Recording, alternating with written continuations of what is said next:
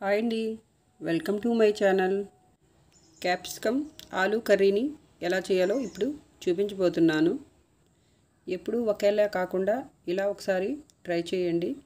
Capsicum కూర బాగా వస్తుంది. ముందుగానే క్యాప్సికాన్ని కడిగి ముక్కలుగా కట్ చేసి పెట్టుకోవాలి. అలాగే 2 బంగాళదుంపలను కూడా కొంచెం పెద్దగా కట్ చేసి పెట్టుకోవాలి.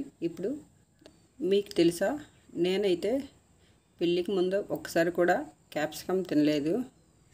పెళ్ళి అయ్యాక కూరగాయల ఇష్యూలో క్యాప్సికమ్ ఇచ్చారు. అప్పుడు యూట్యూబ్లో చూసి అది ఎలా వండాలో నేర్చుకున్నాను. తాలింపు వేగాక బంగాళదుంపలు కట్ చేసేటప్పుడే కొంచెం పెద్ద ముక్కలు కట్ చేసుకోవాలి. తగినంత ఉప్పు, 1/2 స్పూన్ పసుపు వేసి బంగాళదుంపల్ని లైట్గా ఫ్రై చేసుకోవాలి. క్యాప్సికమ్ ఆలు కర్రీని ఇలా ఒకసారి ట్రై చేయండి.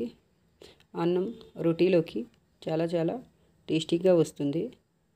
ఇలా బంగాళదుంపలు కొంచెం ఫ్రై అయ్యాక ఒక 2 టమాటాలను చిన్నగా కట్ చేసి వేసుకోవాలి.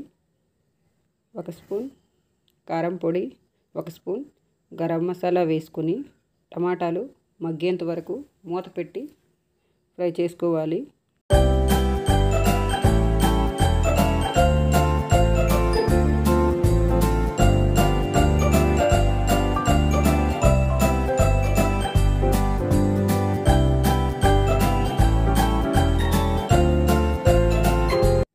ఇలా బంగాళదుంపలు మెత్తగా అయిన తర్వాత మాత్రమే క్యాప్సికమ్ని కొంచెం పెద్దగా కట్ చేసుకొని వేసుకోవాలి.